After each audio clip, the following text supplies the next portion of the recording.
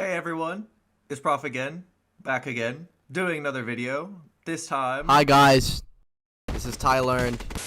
Since Garo vs. the Seven is literally my most popular video ever, I wanted to do another could they solo the Seven, but this time with a more heroic character, that being Spider-Man. But seeing as I know nothing about Spider-Man, I got the resident Spider-Man gamer expert, Ty Learned. We're going to be talking about Spider-Man versus the Seven. I'm excited, here to help spread the gospel about Spider-Man.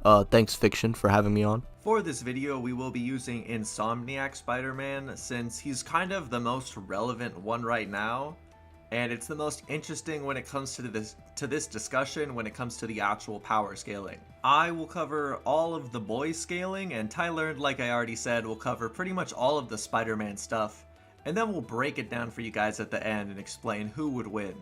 Scaling the boys universe has always been somewhat touchy. Homelander has always kind of been looked down upon as the trash version of evil Superman, basically a way weaker Omni-Man. And as much as I'd like to tell people they're wrong, I really can't. I've discussed this in other videos, but most of the supes of the boys are considered above standard military weapons like tanks, missiles, and fighter jets. At the first confirmed appearance of a T-word soup, the US government has no choice but to sign a government contract with Vought, as all their weapons have been made irrelevant. This same soup then gets off-screened and no-diffed by Black Noir.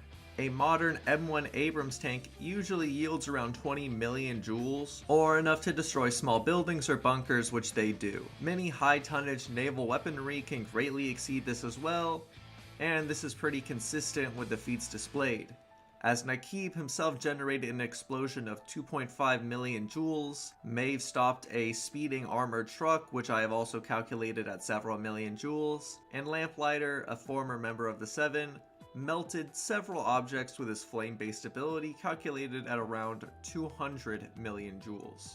For those of you not exactly sure what I'm saying with this whole joule thing, don't worry too much about the exact numbers, but these levels of energy are generally considered enough to destroy small buildings. There is a statement from a Vought executive where she warns Butcher that Homelander has no weaknesses, and, quote, "There isn't a single weapon on Earth they haven't thrown at him.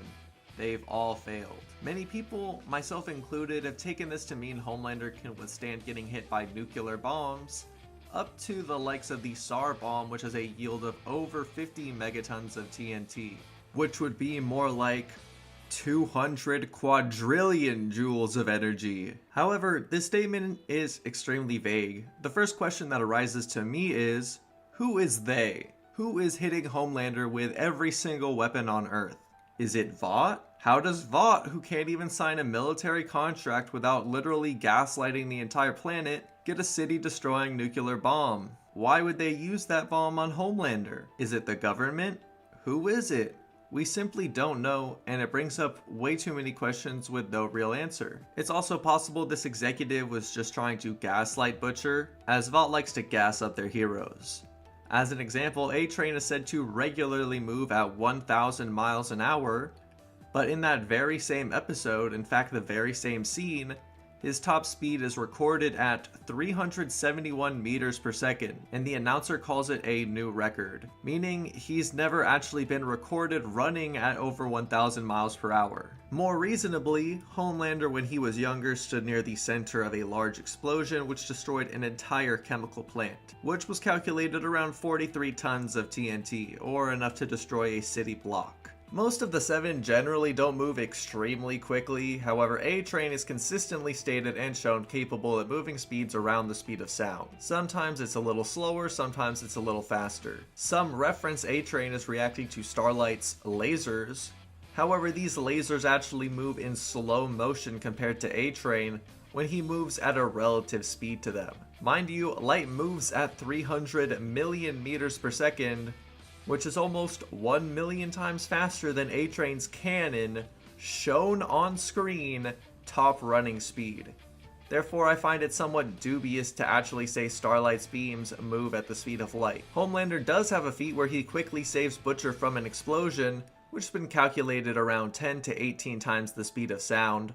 However, there is one other possible feat, which is more impressive, but a little more vague. Homelander suggests he's been to space before, and in order to go to space, you actually need to travel fast enough to escape Earth's gravity. This speed is around 33 times the speed of sound. I'll say Homelander could just be talking bruh, but considering his normal feats are around a Mach 18, I find this slightly more believable than Homie dashing around at light speed.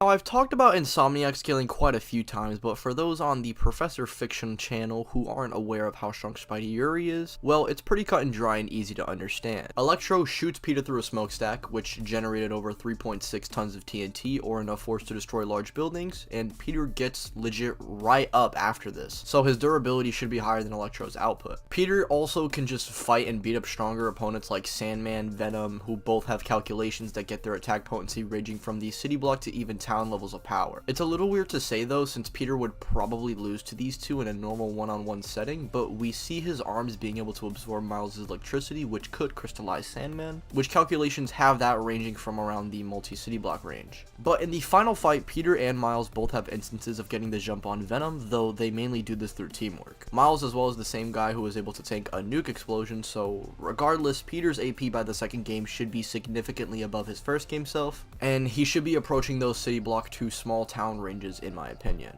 As for speed, well, he just dodges Electro on multiple occasions, with one of those times being damn near point blank, giving him massively hypersonic combat and reactions. But I think what this Spider-Man excels the most in isn't in his physical prowess, but rather his array of abilities. He can restrain you in all sorts of ways with his web gadgets and can utilize things like tasers or gravity bombs to incapacitate the opponent and leave them susceptible to attack. He can shoot concussive blasts, drones that do more damage than his own strikes, allowing him to commit mass genocide against your average burglar in Queens. Seriously though, it goes without saying that this version of Peter is a force to be reckoned with, and it'll be interesting to see how he deals with a group of twisted heroes, that being the Seven, especially given since this version of Spider-Man has been Spider-Man for about like 11 years and is comfortable with fighting groups of people.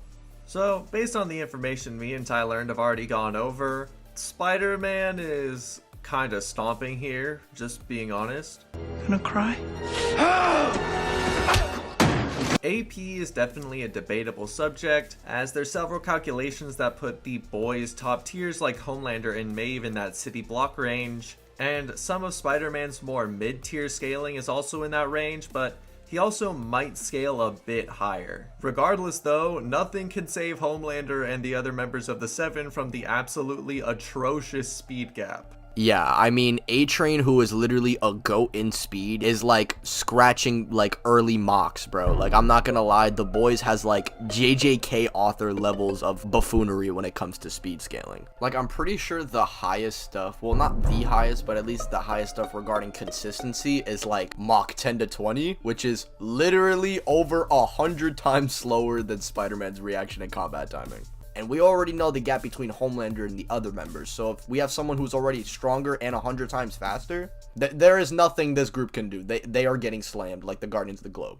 In terms of teamwork, all of the Seven kind of hate each other. The only people that I think probably could combo together effectively are like Maeve and Homelander. They seem to have history. They've probably fought together a couple times. I'm not gonna lie, yeah, with their personalities, like, they'll probably be, like, Queen Maeve is definitely gonna side with Peter, right? Like, yo, fuck this Homelander guy, like, come on now. And if you don't think the Seven kill each other before they can hit Spider-Man, or if you don't think Spider-Man is just gonna overwhelm them with his strength because that's not what he does in character, that's fine. What about literally the GTA weapon wheel of gadgets he has at his disposal, where he can electrocute them, use gravity bombs and make them just float in the air? Peter has so much versatility going on. Even when he's fighting 7 other people, he could probably just out-hack them. Bro, do you wait, yo, Fiction, let's just change the video, bro. Why are we doing could Spider-Man like defeat the Seven? Can we do like, can Vulture solo the Seven, or like can Electro might actually just do it, bro. I'm not gonna lie.